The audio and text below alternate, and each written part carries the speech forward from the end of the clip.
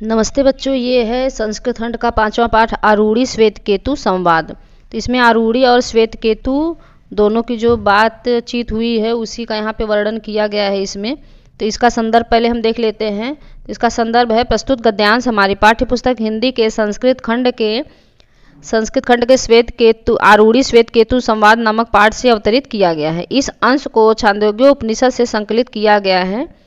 तो इसमें आरूढ़ी और श्वेत केतु संवाद वाले इस पाठ में वेदों के अध्ययन और सांसारिक पदार्थों की भली भांति चर्चा की गई है। आइए इसका अनुवाद देखते हैं क्या है। श्वेत केतु आरूढ़े आस, श्वेत केतु आरूढ़ी का पुत्र था। तह पितो उवाच, उससे पिता बोले, श्वेत केतो वस ब्रह्मचर्यम, श्वेत केतु ब्रह्मचर्य में निवास करो। न वै सौम्य, हे सौम्य, अस्मत् कुलीन अनुच्य ब्रह्म बंधुरीव भवतीति।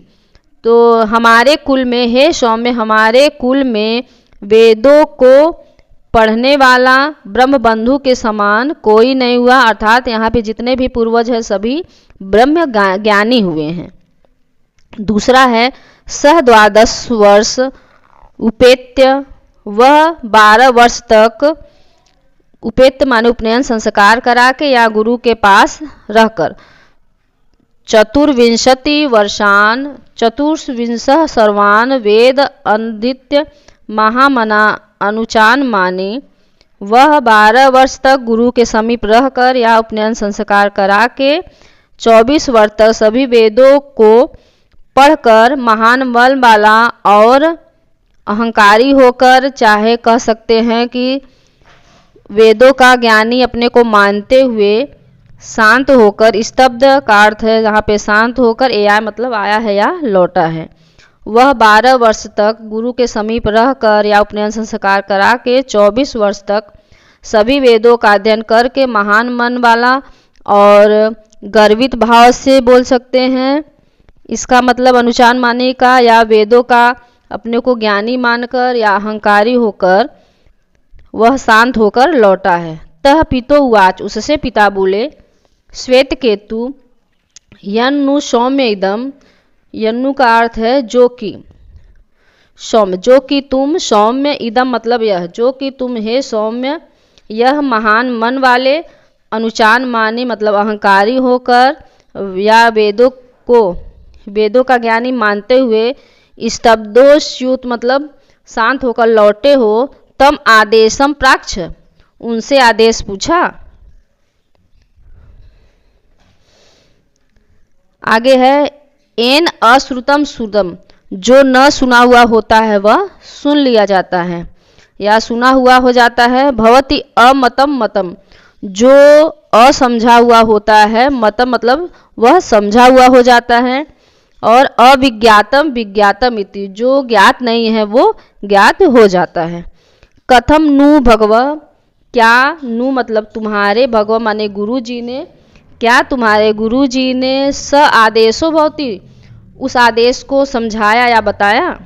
यथा सौम्य एकेन मृत्पिंडेन सर्वम मृन्मयम विज्ञातम, यथा का मतलब जिस प्रकार, हे सौम्य, एक मिट्टी के पिंड से सभी मिट्टी से बने हुए पदार्थों का ज्ञान हो जाता है।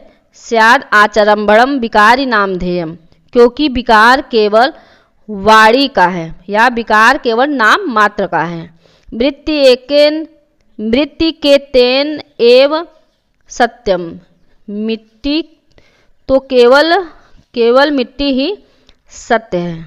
जिस प्रकार हे सौम्य, एक मिट्टी के पिंड से संपूर्ण मिट्टी से बने पदार्थों का ज्ञान हो जाता है, विकार नाम मात्र का होता है, मिट्टी ही सत्य है। यथा सौम्य एकेन लोहमणि नाम सर्वम लोहमयम विज्ञात है, जिस प्रकार हे सौम्य, लोहमणि मतलब सोने का टुकड़ा, कि हे सौम्य सोने का ज्ञान, संपूर्ण सोने के पदार्थों का ज्ञान हो जाता है। स्याद आरंभणम विकारो नाम ध्येयम, विकार तो केवल नाम मात्र का होता है। सत्य लोहम इति एव सत्यम, लोह मतलब सोना ही सत्य है। यथा सौम्य एकेन नखनी कृंतेन सर्वं काष्ठायस विज्ञात। हे सौम्य, जिस प्रकार एक नखन कृंतक माने नाखून काटने वाले से संपूर्ण लोहे की वस्तु का ज्ञान हो जाता है, स्याद आरंभणम विकारो नामधेयम, विकार तो केवल नाम मात्र का है। कृष्णाय समिति एव सत्यम, लोहा ही सत्य है। सौम्य स आदेशो भवतीति, हे सौम्य, वह आदेश होता है। न वै नूनम भगवन्तः त एतद अवेदेष्यतु, निश्चय ही गुरु, निश्चय ही भगवंत माने गुरु, एतद अविद्यो, इसे नहीं जानते होंगे। यदि वेदिष्यतु कथम में न अवच्यति, यदि जानते होते तो कथम में मतलब मुझे क्यों नहीं बताते। भगवान मतलब भगवान, ये अपने पिताजी के लिए कह रहे हैं कि हे भगवान, इस्त्वेव में, तुम ही, में मतलब मुझे, हे गुरु या हे भगवान तुम ही मुझे, तद ब्रवीति, उसे बताओ। तथा सौम्य इति उवाच, तथा मतलब ऐसा ही हो, सौम्य इति उवाच, ऐसा पिता बोले। या यहाँ कह सकते हैं कि हे सौम्य, पिता बोले कि हे सौम्य, मैं तुम्हें बताता हूँ।